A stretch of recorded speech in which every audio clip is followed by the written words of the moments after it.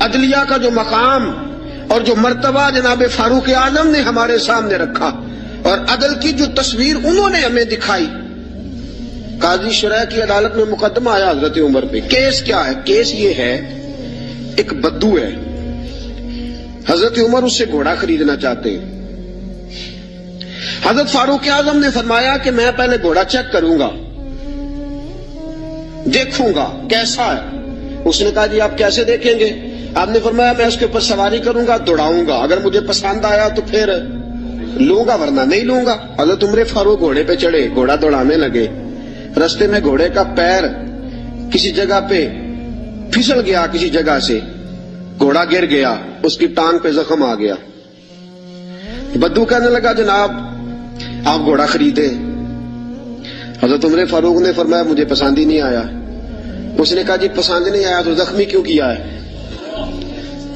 نا مقدمہ؟ توجہ ہے آپ کی جی؟ ہائے ہائے، گھوڑے کا مقدمہ بھی بادشاہ پہ ہو سکتا ہے. یہاں تو جناب آپ گھوڑے سے بھری رقم ہو تو اس کا مقدمہ نہیں کر سکتے. گھوڑا مقدمہ، کیس دیکھیں کیسا شاندار. حضرت فاروق اعظم رضی اللہ تعالیٰ عنہ نے فرمایا کہ بھائی میں نے تیرے ساتھ بات کی تھی کہ میں دوڑاؤں گا، میں نے دوڑانے کی اجازت لی تھی اور میں نے جان بوجھ کے نہیں گرایا، پھسل گیا، گر گیا، چوٹ لگ گئی. وہ کہنے لگا جی میں نے تو صحیح سلامت دیا تھا نا آپ کو، بات ٹھیک ہے، آپ صحیح سلامت. حضرت عمر کا جھگڑا ہو گیا. اب وہ بدو دور سے آیا ہے، مدینے میں گھوڑا بیچنے آیا ہے، وہ جانتا نہیں. حضرت فاروق اعظم سے کہنے لگا اب کیا بنے گا؟ تو آپ نے فرمایا تو قاضی شرح کی عدالت میں جا کے مجھ پہ مقدمہ کر. تو وہاں جا کے کبھی کسی مجرم نے بھی کہا ہے کہ جا فلانی جگہ کیس لگا جا کے؟ کبھی کسی نے کہا ہے؟ سن سن کے صحابہ کی باتیں جب لوگ مسلمان ہوتے تھے، پھر سرور عالم کی یارو گفتار کا عالم کیا ہوگا. اور چاہے تو اشاروں سے اپنے کایا ہی پلٹ دیں دنیا. یہ حال ہے خدمت گاروں کا، سرکار کا عالم کیا ہوگا. یہ حال ہے خدمت گاروں کا، سرکار کا عالم کیا. حضرت سیدنا فاروق کہ جا میرے اوپر مقدمہ کر. قاضی، اور ایک روایت یہ ہے کہ وہ مسلمان بھی نہیں تھا، وہ بدو مسلمان بھی نہیں تھا. قاضی شرح کی عدالت میں مقدمہ چلا گیا. حضرت فاروق اعظم رضی اللہ تعالی عنہ کو قاضی صاحب نے پیغام بھیجا، فرمایا کہ آپ کے اوپر مقدمہ آیا ہے، آپ سارے کام چھوڑ کے فوراً آئیں، اس لیے کہ بندہ دور کا رہنے والا ہے، اس نے واپس بھی جانا ہے. انصاف فوری، انصاف. یہاں تو دادا کیس کرتا ہے، پوتا رزلٹ دیکھتا ہے. کہا جا فوراً آنا. حضرت عمر فاروق رضی اللہ تعالیٰ عنہ چلے، فوراً پہنچے. اب کیس حضرت عمر فاروق نے دلیل پیش کی، فرمایا جی میں نے کہا تھا چیک کروں گا، میں نے چیک کیا. پھر یہ ثابت کریں کہ میں نے جان بوجھ کے گھوڑے کو ٹھوکر لگائی ہو، تیز دوڑایا ہو، تو میں نے تو چیک کیا ہے، وہ خود بخود گر گیا ہے. وہ بندہ کہنے لگا جی انہوں نے مجھ سے کہا تھا کہ میں چیک کروں گا، اگر پسند آیا تو لے لوں گا. اب جب میں نے ان کے ہاتھ میں لگام دی تو میرا گھوڑا تندرست تھا، جب ان کے ہاتھ میں نے لگام دی تھی تو تندرست تھا، اور اب جب واپس کیا ہے تو بیمار ہے، انہوں نے زخم لگا دیا ہے. تو یہاں یہ میرا گھوڑا خریدیں، یہاں یہ مجھے جس طرح لیا تھا اسی طرح واپس کر دیں. حضرت سیدنا عمر فاروق نے اپنی دلیل پیش کی، اس بدو نے اپنی دلیل پیش کی. قاضی شرح نے مقدمہ سنا، سن کے فرمانے لگے فاروق اعظم سے آپ کی غلطی ہے، اے عمر آپ کی غلطی ہے. آپ یہاں تو گھوڑا خریدیں، اسے پیسے دیں، یا جیسا لیا تھا ویسا واپس کریں. یہاں آپ، اب قاضی صاحب فیصلہ سنا رہے، یہاں تو آپ گھوڑا خریدیں اور جو سودا طے ہوا تھا اس کے مطابق خریدیں، یا جیسا لیا تھا ویسا واپس کر دیں. حضرت عمر فاروق بڑے راضی ہوئے، بڑے خوش ہوئے. فرمایا یار میں تجھ سے راضی ہو گیا ہوں، میں خریدنے کو تیار ہوں، میں گھوڑا خریدنے کو تیار ہوں. گھوڑا خرید لیا حضرت عمر نے، پیسے دے دیے، بدو کو پیسے ملے. اب اگلے جملے قاضی شرح کے، فرمایا فاروق اعظم یہ بندہ آپ کی وجہ سے پریشان بھی ہوا ہے، आपकी वजह से परेशान, आप इसे रोटी भी खिलाएंगे, जाने का किराया भी देंगे। आप रोटी भी खिलाएंगे और इसके, क्योंकि इसका घोड़ा आपने ले लिया, सवारी का बंदोबस्त करें। वो बद्दू आप देख रहा है। एक रवायत में नेज की कि मुसलमान है, दूसरी रवायत है मुसलमान भी नहीं है। ये नजारा, ये हाल है खिदमतगारों का। ये नजारा देख रहा है, ये सारा नजारा देख रहा है। जब काजी साहब ने फैसला किया तो हज़रत उमर कहने लगे, चला भाई रोटी भी खिलाता हूँ और अपने बेटे को कहता हूँ जहां तूने जाना है छोड़ के आए। जब निकलने लगे तो बद्दू कहने लगा, अब मैंने कहाँ जाना है, मुझे कलमा पढ़ाओ, मैं अब मुसलमान होना चाहता हूँ। अब मैंने किधर जाना है, जाना था जिधर चला गया, यही रहूंगा। इसलिए कि तेरे गुलामों का नक्शे कदम है राह निजात, तेरे गुलामों का नक्शे कदम है राह निजात। वो क्या बहक सके जो ये चराग लेके चले। तेरे गुलामों का नक्शे कदम देखे और फिर वो चला जाए। सवाल ही पर ये हाल है खिदमतगारों का, सरकार का आलम क्या होगा। हजरत फारूक आजम रज़ी अल्लाह ताला अन्हु काजियों का तकर्रुर करते वक्त सबसे ज्यादा एहतियात करते थे कि बंदा किस किस्म का है, इसका मिजाज क्या है, मुआशरे में इसका वकार कैसा है, उस हिसाब से उसको तकर्रुर करते थे काजी के लिए। और क्या हाल था, हज़रत ज़ैद बिन साबित रज़ी अल्लाह ताला अन्हु को आपने काजी मुकर्रर किया, बाद में माजूल कर दिया। क्यों आपने माजूल किया है? तो हज़रत उमर कहने लगे उसकी वजह है, एक दिन एक शख्स ने, हज़रत उबई बिन काब ने मुझ पर मुकदमा किया, हज़रत उमर पर मुकदमा कर दिया। तो फरमाते हैं कि मेरे सामने मैं देख रहा था, जब मैं अदालत में पहुंचा तो ज़ैद बिन साबित ने मेरा खड़े होकर इस्तकबाल किया, और जब मुदई आया है तो वो बैठे रहे हैं। तो मैंने कहा कि जब आप दोनों में मिलते वक्त इंसाफ नहीं कर रहे तो फैसले में कैसे इंसाफ करेंगे, आप इस काबिल नहीं कि आपको काजी बनाया जाए। माजूल कर दिया। अगर मैं बैसियत मुल्ज़म आया हूं, अगर आपने मेरा खड़े होकर इस्तकबाल फरमाया तो फिर मुदई का तो ज्यादा हक बनता था। इस अपनी जात से, अपनी जात, मेरे दोस्तों, मैं नहीं अपने आप को पेश करना चाहता आज अदल के लिए, आप नहीं पेश कर, कैसे अदल कायम होगा? हम सामने वाले का एहतसाब करते हैं, फलाने ने ये किया, फलाने ने ये किया, फलाने ये किया। तुमने खुद आग लगाई है चमन में अपने, करके तौहीन शहर शाम को इल्जाम न दो, तुमने खुद नूर का जुल्मत से किया है सौदा, बेसबब गर्दिश अय्याम को इल्जाम न दो। तू अपनी जात की तरफ देख, तूने भाइयों से अदल किया है, बेटों के दरमियान अदल किया है, तूने अपने दीन के साथ अदल का रवैया कायम रखा है, मस्जिद से अदल किया है। तू जिस मसनद पर बड़ा जमान था, तूने उस मसनद के साथ अदल किया है। अगर तू आदिल है तो फिर सामने वाले का एहतसाब कर, और अगर तू आदिल नहीं तो पहले अपनी इस्लाह कर, पहले अपने ऊपर तवज्जो दे, पहले अपनी जात की तामीर कर, पहले अपने ऊपर गौर कर, फिर सामने वाले के एहतजाब की तुझे इजाजत दे। हजरत फारूक आज़म ने अपने आप से काजी शुरा की अदालत में मुकदमा हुआ हजरत उमर पे। मैंने पहले कहा कि यहां तो इस्तिस्ना ही हासिल है ना, आप पर्चे ही नहीं करा सकते तो वो अदालत में कैसे आएंगे। यहां तो 20 दिन लग जाते हैं, वजीर आजम साहब आ रहे हैं, पहुंच रहे हैं, चल रहे हैं, 25 सियासतदान उन्होंने साथ लिए हैं, गाड़ियां सज गई हैं, मीडिया के कैमरे लग गए हैं, और फिर वो पहुंचे भी हैं तो वहां भी उन्होंने कहा जी हम बात नहीं मानते।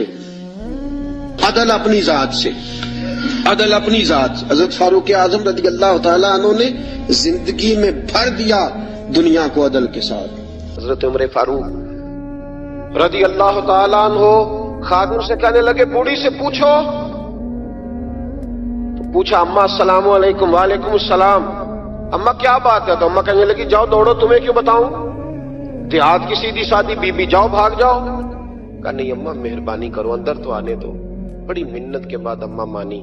उमर फारूक आम आदमी नहीं जिससे दुनिया कामती है। हजरत उमर अंदर गए। अम्मा क्यों परेशान हो? तो अम्मा कहने लगी, तुम्हें क्यों बताऊं, मेरा अपना दुख है। चल अम्मा बता दे, तेरी मेहरबानी। अम्मा कहने लगी, मैं एक बेवा हूं, बे औलाद हूं, कोई मेरा सहारा नहीं। मुझे उमर फारूक से बड़ी शिकायत है, मेरे ऊपर 25 दिनार का कर्जा चढ़ गया है और 3 दिन हो गए मैंने रोटी नहीं खाई, और उमर ने मेरी खबर नहीं ली। حضرت عمر کو پتہ چل گیا لوارث ہے، اس کا کوئی 2 4 10 ہزار ووٹ کوئی نہیں، ایک کو میکے سے 6 مربے نہیں لے کے آئی، ایک اکیلی تنے تنہا۔ اور بھائی جب اللہ کا خوف ہوتا ہے تو پھر انسان ان غریبوں کو بھی مناتا ہے، پھر ریڑھی والے کی بھی اہمیت بڑھ جاتی ہے، پھر رکشے والے کی قدر بھی بڑھ جاتی ہے۔ حضرت عمر فاروق رضی اللہ تعالیٰ عنہ کہنے لگے اماں عمر سے شکوہ ہے؟ کہاں؟ جناب عمر کہتے ہیں میں نے ایک جملہ کہا تو اماں نے تو مجھے لاجواب کر دیا۔ میں نے کہا اماں عمر کو کیا پتا کہ تو بھوکی ہے اور مقروض ہے، اسے کیا خبر؟ تو اماں کہنے لگی کیا کہا تم نے؟ عمر کو خبر نہیں، اسے پتا نہیں؟ تو عمر سے کہو نا چھوڑ دے حکومت، اس کے حوالے کرے جو خبر رکھ سکتا ہے۔ کیوں بیٹھا ہے پھر؟ ہمارے حکمران کہتے ہیں ابھی میں صدمے میں ہوں، نکلوں گا تو بات کروں گا، نہ ادھر ادھر کی تو بات کر، یہ بتا کہ قافلہ کیوں لٹا؟ مجھے راہزنوں سے غرض نہیں، تیری راہبری کا سوال ہے، ہاں تجھے جواب دینا پڑے گا۔ حضرت سیدنا عمر فاروق رضی اللہ تعالیٰ عنہ سے اماں کہنے لگی نہیں خبر رکھ سکتا تو حکومت کیوں کرتا ہے، چھوڑتا کیوں نہیں؟ تو حضرت عمر کہتے ہیں میں کانپنے لگا، دوڑے گئے جناب عمر۔ میں نے کہا اس اماں کا 6000 ووٹ نہیں کہ اس کی قدر کی جائے، یہ اماں کوئی بہت آکسفورڈ یونیورسٹی کی ڈگری ہولڈر نہیں کہ اس کی بات مانی جائے، کہ لاوارث اور بیوہ بی بی۔ عمر دوڑے گئے، گھر سے اناج کا تھیلا کندھے پہ رکھا، 25 دینار بھی لیے، پکا پکایا کھانا بھی لیا۔ خادم کہنے لگا حضور مجھے دے دے میں اٹھا لیتا ہوں۔ تو حضرت عمر فرمانے لگے چل وعدہ کر قیامت کے دن بھی میرا بوجھ اٹھائے گا؟ کہنے لگا جی نہیں وہاں نہیں اٹھا سکتا۔ فرمایا پھر آج بھی نہ اٹھا، مجھے ہی اٹھانے دے، یہ میرا بوجھ ہے تو مجھے ہی۔ اماں کے سامنے 25 دینار بھی رکھے، پھر اماں کو حضرت فاروق اعظم نے 2 مہینے کا راشن بھی دیا، پکا پکایا کھانا بھی دیا۔ معمولی آدمی کی بات نہیں کر رہا، 24 لاکھ مربع میل کا حکمران۔ حضرت عمر مدینے میں بیٹھ کے کبھی للکار دیں تو کیسر و کسرا کی ٹانگیں کانپیں۔ جناب عمر فاروق رضی اللہ کھانا کھلا کے اماں چارپائی پہ تھی تو عمر نیچے بیٹھ گئے، کہنے لگے اماں چل عمر کو معاف کر دے، چل چل جانے دے، کوئی عرض نہیں، بیچارے کو پتہ نہیں چلا۔ تو اماں کہنے لگی تو نے پھر عمر کا ذکر چھیڑ دیا؟ بیٹے میرے گھاؤ بڑے گہرے ہیں، میرے زخم بڑے سخت ہیں، کلیجہ پھٹے تو تجھے دکھاؤں کتنی تکلیف میں ہوں، میں تو پکا ہوا پھال ہوں، کسی وقت بھی دنیا سے چلی جاؤں گی، میں نے عمر کو معاف نہیں کرنا۔ جب میں قبر میں جاؤں گی نا، نبی کریم علیہ السلام آئیں گے تو میں عمر کی شکایت کروں گی، میں کہوں گی حضور اس سے پوچھئے یا رسول اللہ بیوہ اور بوڑھی کا خیال ہی نہیں کیا؟ تو آپ کے غلام کہتے ہیں میں نے عمر کو کبھی اتنا روتے نہیں دیکھا جتنا آج روئے۔ کہنے لگے اماں عمر کو میں جانتا ہوں وہ کمزور ہے، یہ شکایت نہ لگانا، وہ کمزور ہے، مقابلہ نہیں کر سکے گا، یہ شکایت نہ لگانا، چل معاف کر دے۔ تو اماں کہنے لگی اچھا تو مجھے کچھ اچھا لگتا ہے، جا تیری خاطر عمر کو معاف کیا، تو پیارا لگا ہے، جا معاف کیا، تیری خاطر معاف کیا، تیری خاطر عمر کو معاف کیا۔ حضرت عمر فاروق کہنے لگے مجھے لکھ کے دو، کون اتنے جتن کرتا ہے؟ کون؟ کسی سے کہنا جا اپنی اماں کو منا لے، تو کہتے ہیں نہیں میری غلطی کوئی نہیں تو مناؤں کس بات سے، ہمیں تو 20 دلیلیں آتی ہیں، جا ابا کے پیر پکڑ لے۔ پتہ ہے نبی پاک علیہ السلام نے فرمایا جس کا باپ راضی ہوگا اسی کا اللہ راضی ہوگا، اور جس کا باپ ناراض ہوگا وہ سارا دن وظیفے پڑھے، اس کا اللہ راضی۔ یہ ابو داؤد شریف کی حدیث ہے۔ نا جی بڑی مہربانی پیسے نہ لائیے گا آپ، اب بات سنیں، وہ بھی میں سمیٹنے کی طرف آ رہا ہوں، ختم کر رہا ہوں، آپ میری بات پہ توجہ رکھیں۔ عزیز بھائی، نبی کریم صلی اللہ تعالی علیہ وسلم نے جو اپنے غلاموں کی تربیت کی تو حضرت عمر فاروق کہنے لگے لکھ کے دو، لکھ دو۔ تو اماں کہنے لگی آپ لکھیں میں سائن کر دیتی ہوں، آپ لکھ دیں میں سائن کرتی ہوں۔ حضرت عمر نے لکھا فلاں بنت فلاں کو عمر سے شکایت تھی، پھر انہوں نے عمر کو معاف کر دیا۔ اماں سائن کرنے ہی لگی تھی کہ مولا علی شیر خدا آ گئے، حضرت عبداللہ ابن مسعود آ گئے۔ اوہو عمر یہاں بیٹھے ہوئے ہو، میں سارے مدینے میں تلاش کر رہا تھا، یہاں بیٹھے ہو، وہ کچھ لوگ ملنے آئے، نکلو۔ اماں نے سنا کہ یہ عمر تھے تو اماں اٹھ کے کھڑی ہو گئی، آئے ہائے عمر تھے، آپ عمر تھے؟ تو جناب عمر کہنے لگے اماں تو نے جو کہا ٹھیک کہا، لیکن اپنے وعدے پہ قائم رہ، یہ ذرا سائن کر دے۔ اماں نے سائن کیے تو حضرت عمر فاروق فرمانے لگے علی آ گئے ہو تو بطور گواہ تم بھی دستخط کر دو۔ عبداللہ ابن مسعود تم بھی بطور گواہ دست جب سائن ہوئے تو جناب عمر نے رکا لپیٹا اور مولا علی شیر خدا سے فرمانے لگے علی یہ رکھ لو، مجھے لگتا ہے میں تم سے پہلے دنیا سے جاؤں گا، اور جب میں پردہ کر جاؤں نا تو یہ رکا میرے کفن میں رکھ دینا۔ اگر حضور علیہ السلام نے پوچھا نا میری امت کے ساتھ کیا سلوک کر کے آئے ہو، تو رکا نکال کے کہوں گا یا رسول اللہ ایک بوڑھی ناراض تھی میں اسے بھی راضی کر کے آیا، حضور یہ میں راضی۔ بھائی جب تک ہم اللہ سے نہیں ڈرتے معاشرہ اصلاح پذیر نہیں ہو سکتا۔ حضرت عمر فاروق رضی اللہ تعالیٰ عنہ نا باہر والوں کا بھی بڑا سخت حساب کرتے تھے۔ بڑا ایک گورنر صاحب نے لباس بڑا شاندار پہننا شروع کر دیا تھا تو حضرت عمر نے اتروا کے نا تو انہیں ٹاٹ کا لباس پہنا کے تو اونٹ چرانے کی ڈیوٹی دے دی تھی۔ اتنا سخت احتساب کرتے تھے۔ کسائی کی دکان پر بھی 1-2 گھنٹے کھڑے ہوتے تھے۔ جو آدمی مسلسل 2 دن گوشت خریدتا تھا نا فرماتے تھے اس کا ٹیکس بڑھا دو، لوگوں کو دال نہیں مل رہی اور یہ روز گوشت کھاتا ہے۔ حضرت فاروق اعظم اس کو جزیہ کہا جاتا تھا یا کچھ اور معاملات ہوتے تھے بڑھا دیتے تھے۔ مسلسل جو 2 دن آدمی گوشت کھاتا تھا فرماتے تھے مدینے میں غربت ہے، اگر یہ والا نظام تم کرو گے تو غریب لوگ کس کی طرف دیکھیں گے۔ لیکن اس سے زیادہ بڑھ کر جو ان کی زندگی کا معیار اور سٹیٹس تھا وہ یہ تھا کہ اپنے گھر کا خاص خیال رکھتے، خاص توجہ کرتے۔ ملک شام سے اور ایران سے کچھ لوگ آپ کی خدمت میں آئے تو وہاں سے کچھ کنیزیں بھی آئیں، ان کے بادشاہ پیغام لے کے۔ شاہ ایران کی کنیز کو ملکہ نے کہا کہ نا حضرت عمر کی زوجہ کو دیکھ کے آنا ذرا کس طرح کی ہے۔ ہمارے ملک میں کیا کہتے ہیں خاتون اول، جی خاتون، باقی سارے دووں میں خاتون اول، ذرا خاتون اول کو دیکھ کے آنا۔ تو وہ جب آئی نا گھر میں ملنے تو کہا کہ مجھے میری ملکہ نے کہا تھا کہ عمر کی زوجہ سے اہلیہ سے ملاقات کر کے آنا، تو حضرت عمر کی اہلیہ نے نا ایک جوڑا کپڑوں کا دے دیا ملکہ کے لیے اور ایک خوشبو کی شیشی دے دی۔ اب جب وہ تحفے وہاں گئے تو اس ملکہ نے نا کچھ سونے کا سامان بھیجا، کچھ زیورات بھیجے، کچھ تحائف بھیجے۔ جب حضرت عمر کے گھر آئے نا وہ خادم لے کے آیا، اس نے کہا جی آپ کی اہلیہ نے تحفے بھیجے تھے، تو جواب میں شاہ ایران کی بیوی نے یہاں جس ملک کا وہ سفیر تھا انہوں نے بھی یہ بھیجے۔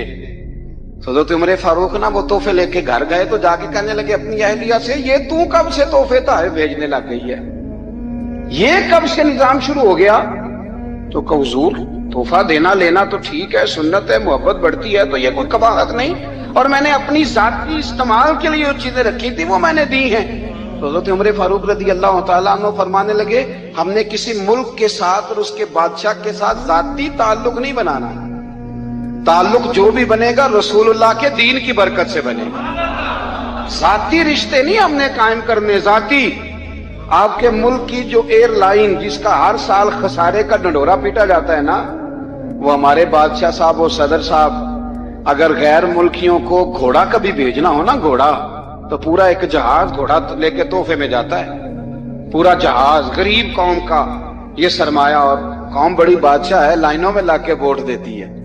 2 کام ہمیشہ لائن میں لگ کے کرنے، ایک بل لائن میں لگ کے جمع کرانا ہے اور ایک ووٹ لائن میں لگ کے، تاکہ پھر پورے 5 سال لائن میں ہی لگے رہیں۔ مرضی سے آپ ووٹ دینا پر جو بات درست ہے اس کو سنو۔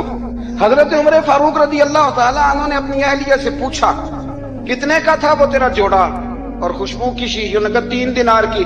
فرمایا یہ 3 دینار تیرے اور باقی جو تحفے آئے ہیں وہ تو خود کہہ، چونکہ اس نے تیرے نام بھیجے ہیں، تو کہہ کہ میں مال غنیمت میں دیتی ہوں، تو کہہ میں مسلمانوں کو کہہ۔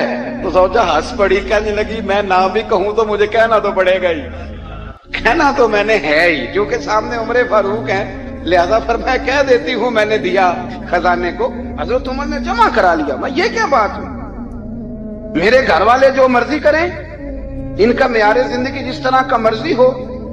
اور حضرت عمر ایک جملہ کہا کرتے تھے، اللہ کرے کہ یہ باتیں اس دور حاضر میں ہماری سمجھ میں آئیں۔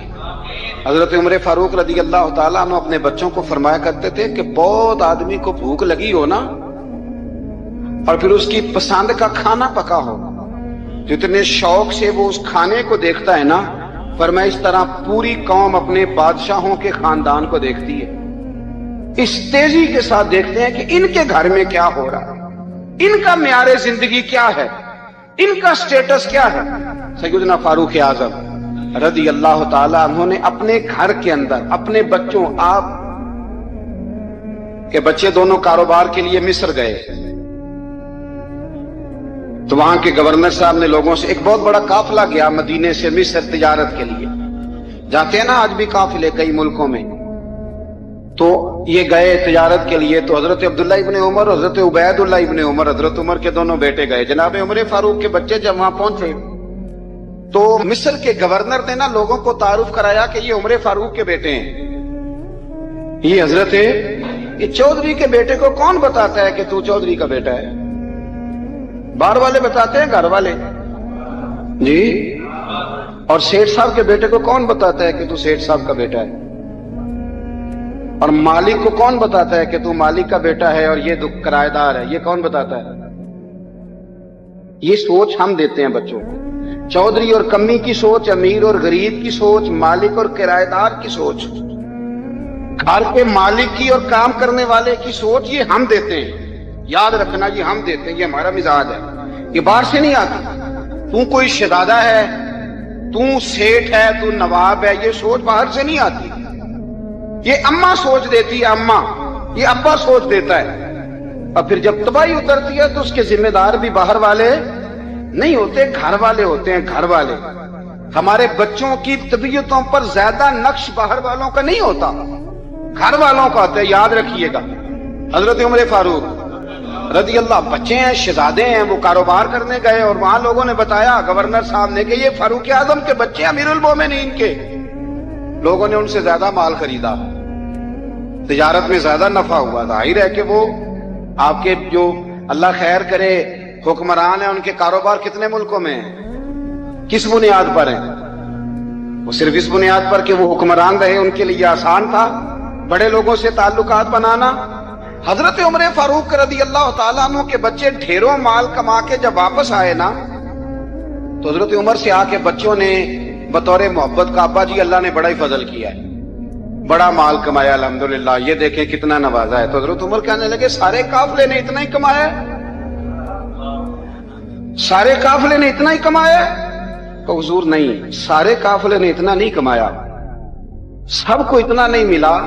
वो तो वहां गवर्नर साहब ने लोगों को तारुफ कराया था कि ये उमर के बच्चे हैं, तो लोगों ने फिर हमसे बड़ा ही खरीदा। तो हजरत उमर फरमाने लगे ठीक हो गया, मैं बात समझ गया, इस तरह करो, जो तुम्हारी असल जर थी ना, जो राज थी, वो रख लो और बाकी सारा माल माले खजाना में जमा करा दो। इसलिए कि ये तुमने तजारत नहीं की, ये तुमने अपने बाप का नाम बेचा है, ये तुमने अमीरुल मोमिनीन के बेटे होने का फायदा उठाया है। फरमाया ये तुम्हारा नहीं हक, ये मुसलमानों का है, इसलिए कि ये माल तुमने मेहनत से नहीं कमाया, ये बाप की कुर्सी का फायदा उठाया है। और फरमाया अगर तुमने माल जमा ना कराया तो मैं माल भी ले लूंगा जबरदस्ती और कोड़े भी मारूंगा, डबल सजा दूंगा। मर्जी से जमा कराओगे तो कोड़ों से बच जाओगे। बड़े बेटे ने तो जमा करा दिया, तो छोटा थोड़ा परेशान हुआ। तो हज़रत अब्दुल्ला इब्ने उमर छोटे का माथा चूम के कहने लगे बेटे चुप करके जमा करा, यहां भी फख्र करके हम उमर के बेटे हैं और कयामत में भी फख्र करेंगे कि हम फारूक आजम के बेटे हैं। यहां भी नाज करेंगे और वहां भी नाज करेंगे कि उमर के बच्चे हैं। हमारे बाप ने खुद भी हलाल ही खाया है और जब हमारी कमाने की बारी आई है तो हमें हुक्म भी हलाल खाने का दिया। भाई हमारा मिजाज नहीं। बच्चा जब लेके आता है 2 लाख रुपया तो कभी पूछे कहां से आया है? जब वो पहले दिन गलत दोस्तों के पास जाके बैठता है तो कभी निकाला है घर से उसे? ये बहुत सारे खमियाजे हमें इसलिए भुगतने पड़ते हैं कि हम इब्तदा में सुराख बंद नहीं करते। जब उसमें शिगाफ पड़ जाता है, सैलाब आता है तो हमें होश आती है।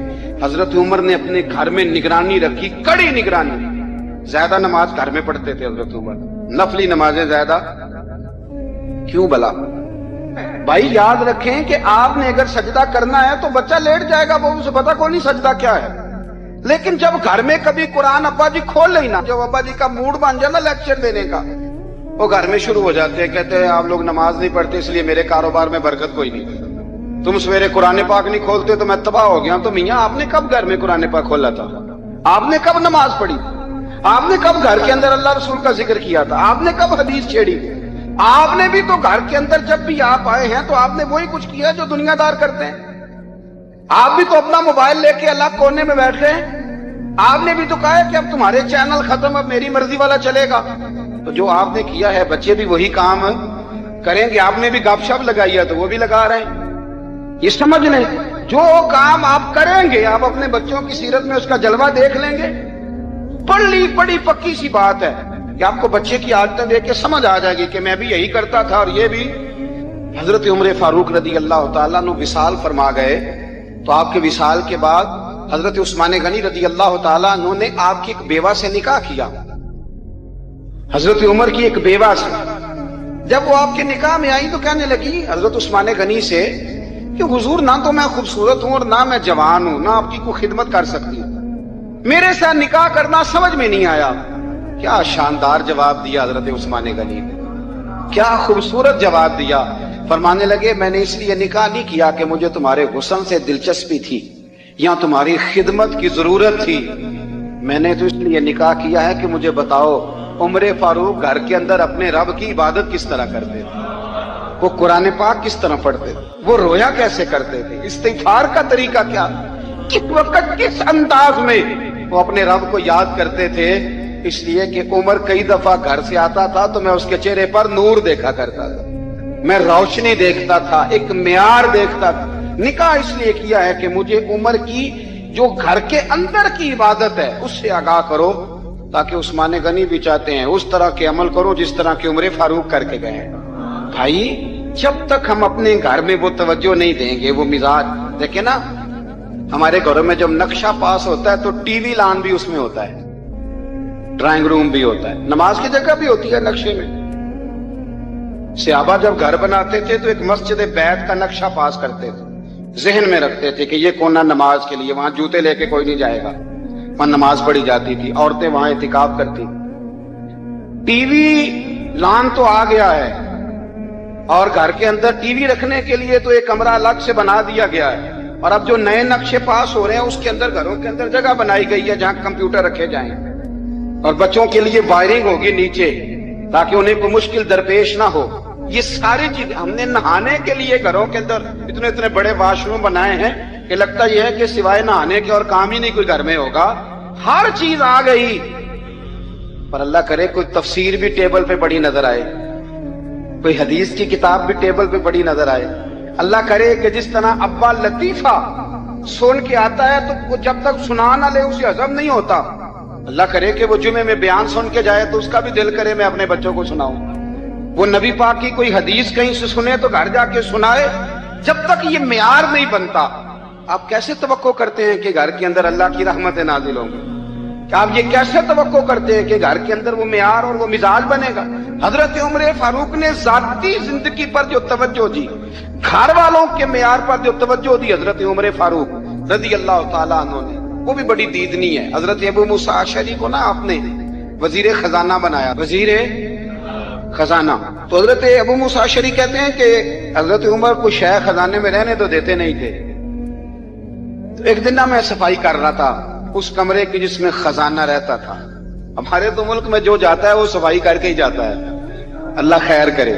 اور خیر معیار بدلتا ہے, جو پچھلی حکومت ہوتی ہے وہ قرضہ اٹھاتی ہے, وہ باہر سے جاتی ہے تو قرضہ لے کے آتی, اور جو نہیں آتی ہے وہ کہتی ہے ہمیں پیکج مل گیا ہے. وہ قرضہ نہیں اٹھاتے, ان کو کیا ملتا ہے؟ یعنی پچھلی نے قرضہ لیا تھا اور ہم نے, واہ جی واہ کیا خوبصورت انداز ہے. اس کا نام بدل کے نا, انہوں نے قرضہ لیا تھا اور ہم نے, میں کہا بڑے شاندار سیانے بندے ہو گئے.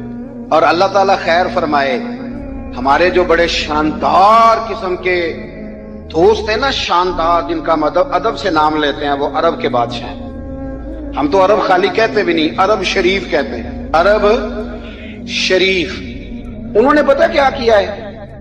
انہوں نے اس طرح کیا ہے کہ جو کشمیریوں کا قاتل تھا نا اس کے گلے میں میڈل ڈال دیا ہے. یہی کام وہ کرتے رہتے. انہوں نے پہلے انہیں بلا کے مندر بھی بنوائے تھے, ہمیں کوئی شکوہ نہیں, ان کی زمین ہے, اللہ تعالیٰ توفیق عطا کرنے والا ہے. پر خیال یہ تھا کہ چلو کشمیریوں کے زخموں پر نمک نہ چھڑکتے, 2 مہینے انتظار کر لیتے, کچھ حالات سنور جاتے, کچھ تھوڑا انتظار. ہیں ہمارے دوست, ہمارے وزیر اعظم صاحب جب جاتے ہیں تو وہ پھولوں کا ہار ڈالتے ہیں ہمارے دوست, لیکن انہیں وہ حدیث یاد نہیں کہ نبی پاک علیہ السلام نے فرمایا جب میرے مومن کو تکلیف ہوتی ہے تو مجھے بھی گنبد خضرا میں تکلیف ہوتی ہے. انہیں نہ کشمیریوں کا خون یاد نہیں آیا, انہیں برہان بانی کی کٹی ہوئی لاش یاد نہیں آئی, انہیں 30,000 بیوہ عورتیں یاد نہیں آئی, 30,000 بیوہ عورتیں جن کے سہاگ اجڑ گئے, اور انہیں 1.25 لاکھ یتیم بچہ یاد نہیں آیا جو یتیمی کی زندگی گزار رہا ہے, اور اس کے باوجود بہت بڑے ذمہ دار ہے وہ. مجھے پڑھ لینے دو آج احمد فراز کا شعر. وہ ہمارے مکتب کوئی ایسا نہیں کہ وہ مولوی تھا, وہ غیر جانبدار تھا, پر مجھے آج پڑھ لینے دو اس کا شعر. یہ کلیجے کا درد ہے, پڑھ لینے دو. اس نے کہا تھا کہ پڑھتا ہوں تو کہتی ہے یہ خالق کی کتاب ہے, مثل یہودی یہ سعودی بھی عذاب, اس قوم کے بارے میں کیا لکھوں فراز, کعبے کی کمائی سے جو پیتے ہیں شراب, کعبے کی کمائی سے جو پیتے ہیں شراب, اس قوم کے بارے میں کیا لکھوں فراز. کہ کعبے کی کمائی سے جو پیتے ہیں شراب, میں خیال نہیں آیا تمہارا صرف دین یہ ہے کہ قبریں گرا دو, مزارات گرا دو, فقط یہ دین ہے. کوئی نبی پاک کے روزے کی طرف منہ کرے تو اسے مشرک کہو, یہ دین ہے. اس کا نام مذہب رکھا تم نے. مذہب تو اس کا نام ہے کہ جو رسول اللہ کا نام لینے والا ہے وہ ہمارا یار ہے, اور جو نبی پاک کا نام لینے والا نہیں ہمارا اس سے کوئی تعلق, یہ دین ہے. حضرت عمر فاروق کی سیرت سنا رہا ہوں, حضرت عمر کی. حضرت ابو موسیٰ اشعری نے ایک عیسائی کو منشی رکھا تھا, اکاؤنٹ آفیسر حضرت ابو موسیٰ اشعری نے. تو حضرت عمر فاروق بول پڑے, کہنے لگے تمہیں مسلمان کوئی نہیں ملا تھا, کلمہ کو نہیں تمہیں نظر آئے, کشمیریوں کی لاشیں نظر نہیں آتی, ان کا خون بہ رہا ہے, تباہی اتر رہی ہے, اور تم قاتل کو گولڈ میڈل پہنا رہے ہو. اور یاد رکھنا جب مسلمانوں کی بچیاں روندی جاتی ہوں نا تو پھر اسلام امن کا درس نہیں دیتا, پھر اسلام جہاد کی بات کرتا ہے, پھر اسلام جہاد کی بات کرتا ہے, جہاد کی. وہ قومیں غیرت مند نہیں ہوتی کہ جن کے گھروں میں آگ لگی ہو اور وہ غیروں کو ہار پہناتی پھرے. اللہ کا کچھ خوف کرو, زندگی مختصر ہے. دبئی میں کتنے رہے اور کتنے چلے گئے, خدا را کچھ خدا. تم سے اچھے تو وہ نیو یارک کے رائٹر ہیں جو کم از کم اپنے کالموں میں کشمیر کی بات کرتے ہیں. تم سے اچھا برطانیہ کا وہ شخص ہے جو کم از کم BBC لندن پہ رپورٹ جاری کرتا ہے تو کہتا ہے کشمیر پہ ظلم ہو رہا ہے. تم سے تو وہ اچھے رہ گئے. تم نے بات کرنا تو دور کی بات, تم نے دشمنوں کے گلے میں ہار پہنانے شروع کر دیے.